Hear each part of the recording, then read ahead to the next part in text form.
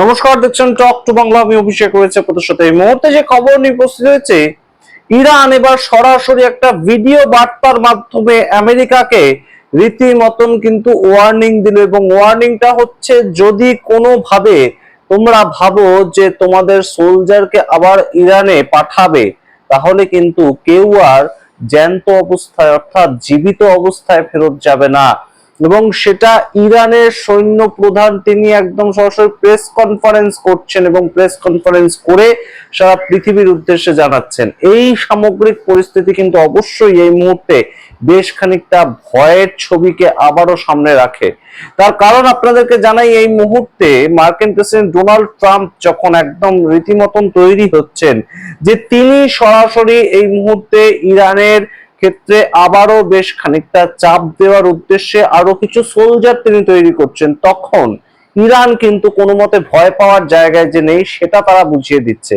কি বলছেন আপনাদেরকে সমস্তটা বুঝিয়ে বলি। একদম সরাসরি যে কথাটা বলা হচ্ছে, সেই কথাটা হচ্ছে যে US troops, if steps into the Iranian soil, will live only in coffin। অর্থাৎ US troops যদি ইরানে এসে পা রাখে তাহলে তারা কফিনে ফেরত যাবে। সম্পূর্ণ বিস্তারিত ব্যাখ্যা করে বলবো আপনাদের, এবং অবশ্যই আপনারা বুঝতে পারবেন তাহলে এই মুহূর্তে ইরান ঠিক কতটা অ্যাগ্রেসিভ মোডে রয়েছে। এবং যেখানে আমেরিকা বেশ খানিকটা চাপের পরিস্থিতিতে, আপনাদের আগেই জানিয়েছি যে আমেরিকার হাতে যা যতটুকু ছিল সংস্থান, সেই সংস্থাটি ইতিমধ্যেই তারা হারিয়েছে। এর পরবর্তীতে অবশ্যই এই মুহূর্তে যুদ্ধ করার মতন পরিস্থিতিতে আর আমেরিকা নেই, এবং সেখান থেকে এই মুহূর্তে ইরান কিন্তু সম্পূর্ণভাবে তারা তৈরি, সেটা তারা জানান দিচ্ছে সারা পৃথিবীকে। কি হয়েছে সম্পূর্ণ ঘটনা অবশ্যই আপনাদেরকে দেখাবো এবং বিস্তারিত আলোচনা করবো। তার আগে অবশ্যই টক টু বাংলা ইউটিউব চ্যানেলটিকে সাবস্ক্রাইব করুন। আপনারা জানেন এই মুহূর্তে ইরান একদম সরাসরি বারংবার আমেরিকাকে কিন্তু প্রত্যুত্তর দিচ্ছে, যে জায়গাটা হয়তো আমেরিকা ভাবনা চিন্তার মধ্যেই আনতে পারেনি। যখন 28শে ফেব্রুয়ারি তারা যুদ্ধটা শুরু করেছিল এবং ইরান এবং ইসরায়েলের যুদ্ধ হঠাৎ হয়ে গেল আমেরিকা এবং ইরানের যুদ্ধ, এবং সেই জায়গা থেকে এই মুহূর্তে আমেরিকাকে সরাসরি রীতিমতন ওয়ার্নিং দিচ্ছেন আমির হাতামি। তিনি একটা রীতিমতন প্রেস টিভির মাধ্যমে একটা ভিডিও ইরান শেয়ার করছে, এবং সেখানে আমির হাতামি হচ্ছেন সেনা প্রধান, এবং তিনি ইরানের সেনা প্রধান, এবং তিনি সামগ্রিকভাবে তার সেনাবাহিনী বলছেন যে কোন রকম কাউকে রেয়াদ না করতে। যদি ইরানের জমিতে দেখতে পাওয়া যায় ইউএস ট্রুপস, ইউএস এর সৈন্যবাহিনী, তাহলে যেন ইমিডিয়েটলি তাদেরকে হত্যা করে দেওয়া হয়।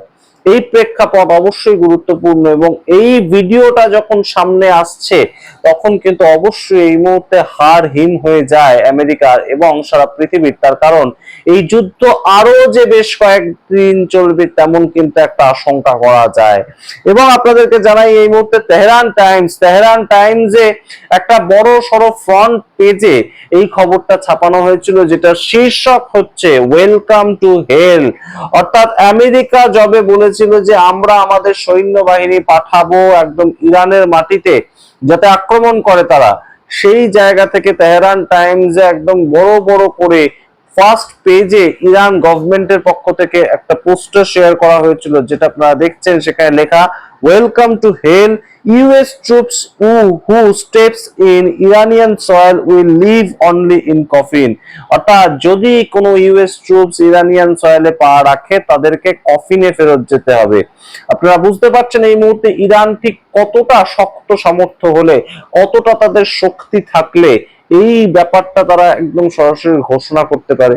তারা বলে দিচ্ছে যে আমরা কিন্তু কোনো মতেই আমেরিকাকে ছেড়ে দেব না, আমেরিকার বশ্যতা স্বীকার করব না। এবং আপনাদেরকে জানাচ্ছি যেটা একদম সরাসরি ইরানের পক্ষ থেকে যে ভিডিওটা রিসেন্টলি শেয়ার করা হয়েছে সেটা যেমন গুরুত্বপূর্ণ, একটা বড় সড়ো তথ্য ইরানের ফরেন মিনিস্টার তিনিও সামনে এনেছেন। তিনি কি বলছেন? তিনি বলছেন যে এখনই আমাদের 10 লাখ সৈন্য একদম প্রস্তুত আছে মাটিতে নেমে যাওয়া যুদ্ধ করবে। অর্থাৎ ইরান কিন্তু তাদের যে সৈন্যবাহিনী সেটাকে প্রস্তুত করে রেখেছে। এই যুদ্ধ আরো কয়েকদিন এগোতে পারে, কয়েক মাস এগোতে পারে তার জন্য। এর আগে ইরানের যুদ্ধ করার অভিজ্ঞতা রয়েছে।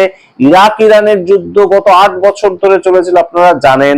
তার পরবর্তীতে ইসরায়েলের সঙ্গে যুদ্ধ গত বছরে লেগেছিল। কিন্তু এই যে যুদ্ধ, তাতে কিন্তু আমেরিকা না বুঝে শুনে, না প্রস্তুতি নিয়ে নেমে পড়েছে। তাই সমস্যা যদি কারোর হয়ে থাকে সেটা কিন্তু আমেরিকার সমস্যা হবে, সেটা পদে পদে আমেরিকা কিন্তু টের পাচ্ছে।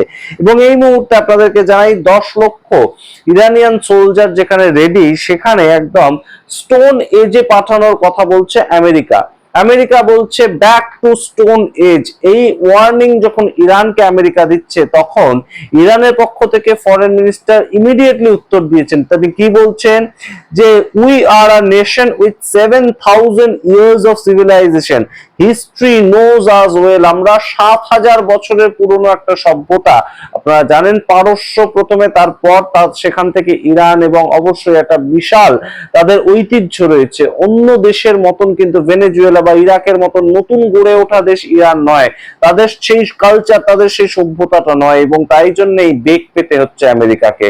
বর্ষতা স্বীকার করাতে পারছে না ইরানকে, এবং সেখান থেকেই তারা বলছে যে we are a nation of 7000 years. তার পরবর্তীতে একদম ক্লিয়ারলি বলা আছে, what is clear is this, it is you who have carried the killing of children and crimes against humanity from the stone age into the modern world। অর্থাৎ তোমরা, তোমাদের যে সভ্যতা, আমেরিকাকে উদ্দেশ্য করে বলা হচ্ছে, সেই সভ্যতা হচ্ছে স্টোন এজ থেকে শুরু করে মডার্ন টাইম পর্যন্ত প্রতিটা সময় তোমরা মানুষ খুন করেছো, মানবতাকে খুন করেছো।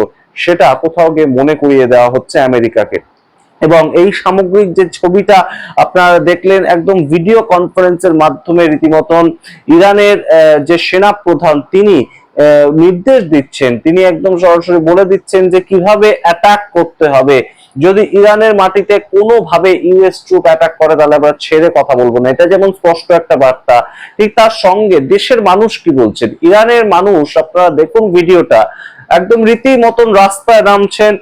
প্রত্যেক দিন কোথাও না কোথাও ইরানে কিন্তু এই ছবিটাই ধরা পড়ছে, ইরানের মানুষ সমস্ত ধরনের মিসাইল অ্যাটাক থেকে শুরু করে সমস্ত কিছুর যে ভয়, সেটাকে তুচ্ছ করে রাস্তায় নামছেন। এবং সেই তুচ্ছ করে যে রাস্তায় তারা নামছেন, সেটা কিন্তু একটা স্বতঃস্ফূর্ত আন্দোলন। এবং এই আন্দোলনটা কিন্তু কখনোই এই মুহূর্তে দাঁড়িয়ে কোনো মতেই মনে হচ্ছে না যে ইরান কোথাও গিয়ে ভয় পেয়েছে, অর্থাৎ ইরানবাসী ভয় পেয়েছে।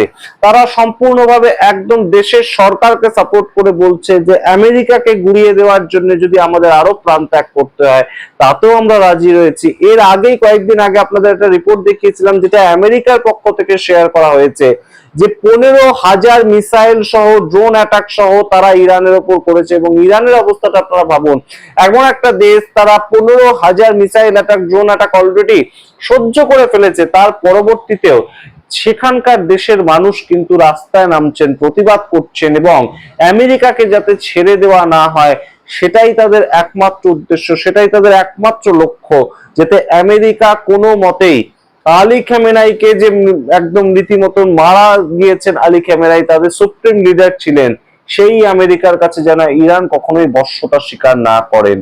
সুতরাং আভ্যন্তরীণ পলিটিক্স, আভ্যন্তরীণ দেশের মানুষ যখন এতটা সাপোর্ট করছে সরকারকে, সেখানকার সেনা প্রধান যে একদম আমেরিকাকে লাল চোখ দেখাবে, রক্তচক্ষু দেখাবে, সেটা তো স্বাভাবিকই। আপনারা সামগ্রিক রিপোর্টের ভিত্তিতে কি মনে করেন অবশ্যই কমেন্ট বক্সে কমেন্ট করুন। এই যুদ্ধ আরো দীর্ঘস্থায়ী হতে যাচ্ছে, তেমনই কিন্তু একটা ইঙ্গিত পাওয়া যাচ্ছে। কারণ আমেরিকা এত সহজে নিশ্চয়ই ইরানের কাছে যুদ্ধ তারা একদম ছেড়ে দেবে তেমন প্রেক্ষাপট তারা তৈরি করবে না। তারা ইগোর লড়াই লড়বে, তারা লড়াই করে যাবে, চেষ্টা করবে। তারা অনেকটাই এই মুহূর্তে নমনীয় হয়েছে ইরানের ক্ষেত্রে, আমরা দেখতে পেয়েছি। কিন্তু ইরান যেভাবে একদম রীতিমতন কফিনে ফেরত পাঠানোর কথা বলছে সোলজারদের, সেইখানে কিন্তু অবশ্যই ডোনাল্ড ট্রাম্প বেশ খানিকটা পিছিয়ে আসতে বাধ্য হবেন, তেমন কিন্তু আন্তর্জাতিক মহল মনে করছে। আপনাদের সামনে রাখলাম, আপনারা আপনাদের মতামত কমেন্ট বক্সে কমেন্ট করুন। দেখতে এখন টক টু বাংলা। অবশ্যই দেশ বিদেশের সমস্ত খবর বাংলা ভাষায় পাওয়ার জন্য অবশ্যই টক টু বাংলা ইউটিউব চ্যানেলকে সাবস্ক্রাইব করতে ভুলবেন না। ধন্যবাদ।